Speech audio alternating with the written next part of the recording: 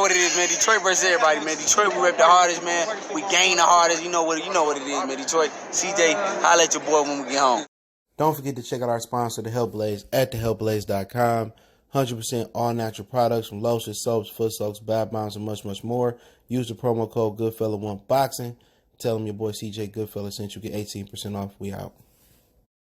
All right, man. Let's talk about Deontay Wilder trainer, new trainer Malik Scott, saying stylistically wise, Dillian Whyte is a tougher fight than Anthony Joshua. Make sure you thumbs up the video, share the video, subscribe to the channel, okay?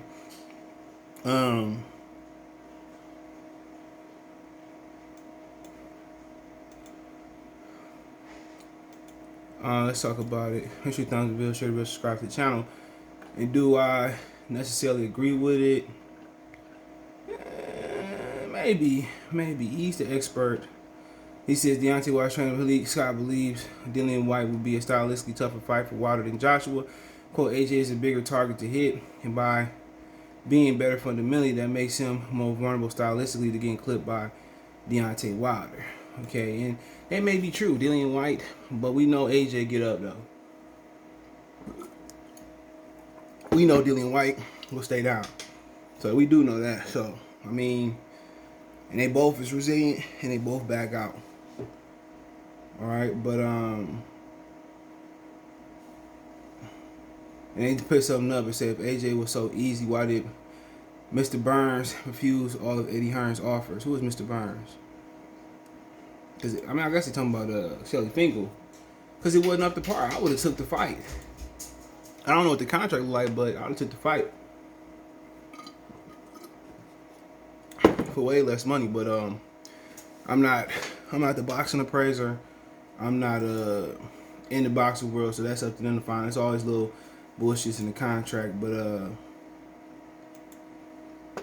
honestly, man, thinking about it, I mean, AJ is a bigger target. He got better boxing skills than Dillian Whyte. But think about Dillian, I don't know, man. Dillian Whyte, man, I don't know if I can agree with that. Dillian Whyte will dig to the body, but he ain't got no defense at all. None. When you're dealing with Dillian Whyte, he ain't got no defense. I mean, no defense at all. Come on. No defense, so. But I do know Dillian Whyte will dig to the body. He awkward, you know. He probably, you see how tall Dillian Whyte is. He ain't that tall.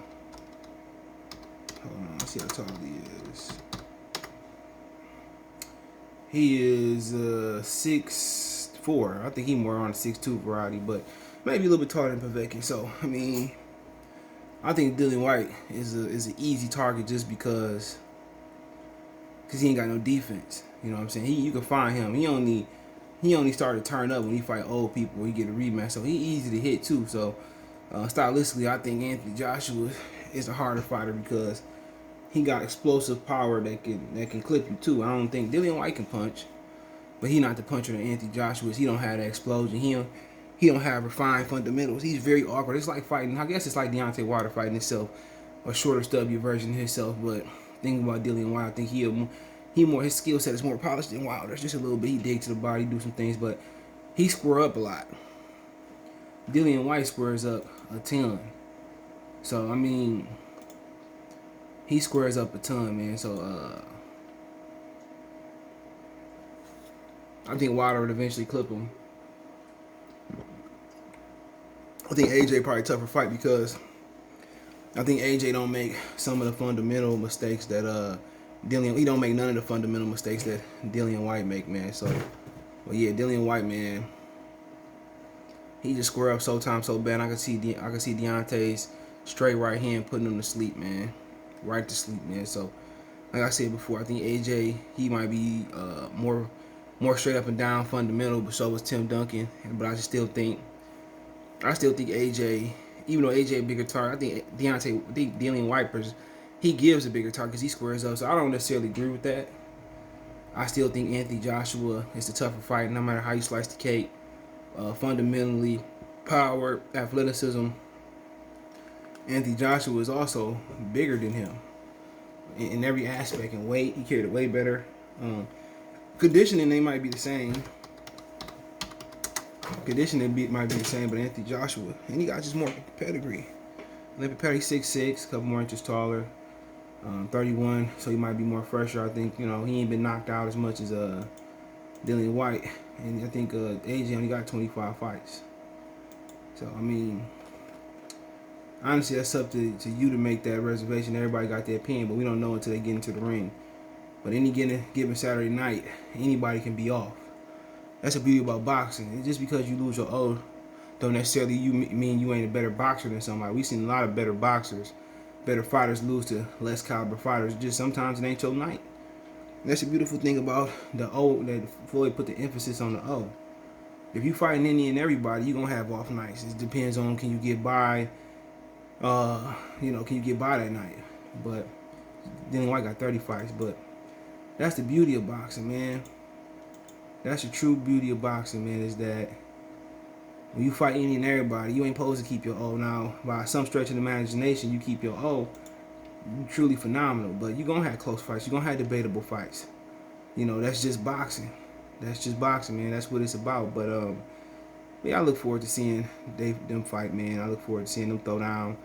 But I still think Anthony Joshua is the tougher fight. I think it's the more lucrative fight. But I welcome the Dillian Whyte fight. Why not? That's a tremendous fight, man. I look forward to it, man. For sure. So it's a tremendous fight, man. But I still think Deontay Wilder is the.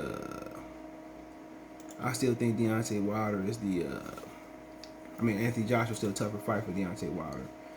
So that's my humble opinion, man. But let me know what you guys think now. There's some rumors going around. Well, it's not a rumor. They say Mikey Garcia fight September 18th. He said he might be he negotiating a stay busy fight for September 18th. Right, so we thought he was gonna fight Regis Prograis. That didn't happen.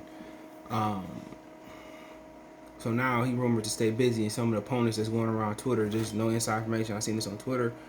Sandor Martin, Chris Algieri, Keita Obreya. So I don't know if he's gonna actually fight those guys, but he's supposed to be stay busy fight. So it's probably gonna be, depending on what network he fight on, it's gonna either be those guys or it's gonna be Abel Ramos or Mikel Fox type of fight, something like that. But it is what it is. What y'all expect? Mikey Garcia been getting ever since he left Bob Arum. Y'all see what Bob Arum was matching him with the cupcake fights, right? Y'all see why. Mikey Garcia don't want to fight nobody.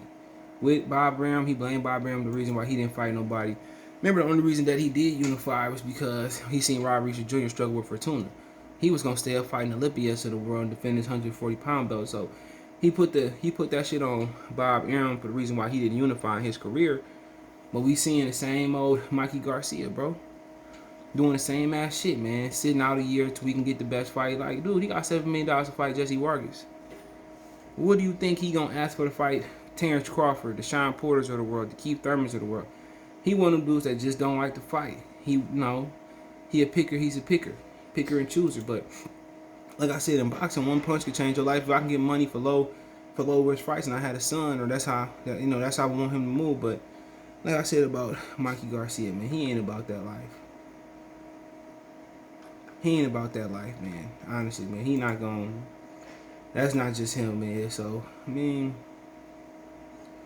it is what it is. We could have made the Regis Prograis. That put him in a fucked up position. At 140, who he gonna fight? Josh Taylor gonna take the tune up with his mandatory Jack Catterall. I mean, Lewis Richardson. I mean, it's nobody for him to fight.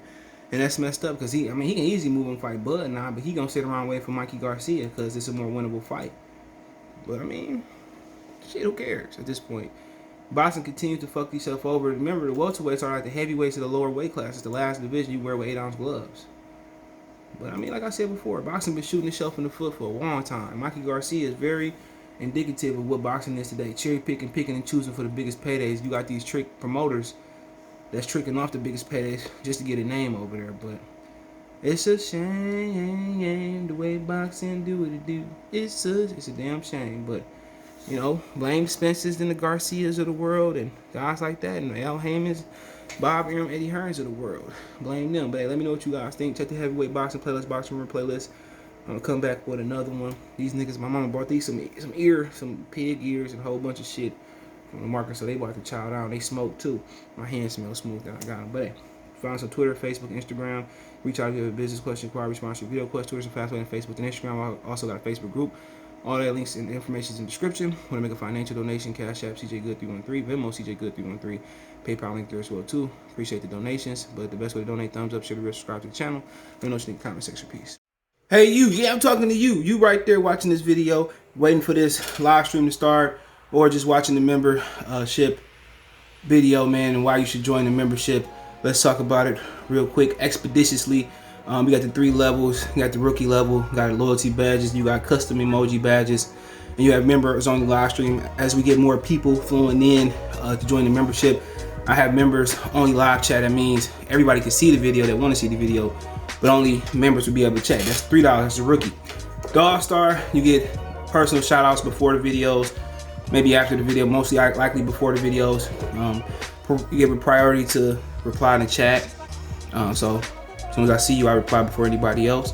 Get early access to pretty much all my non-boxing videos there. $10 a month. Then we got the boxing pound for pound superstar for all my boxing boys and gals out there. Get early access to prediction and most of our boxing content, virtual video collaborations, and open debate. So, you know, if you want to pre-record or go live and debate me for a whole video, you got early access to new videos, some of the videos in the All-Star as well too, and priority reply in the comments. So I see in the comments you get priority reply.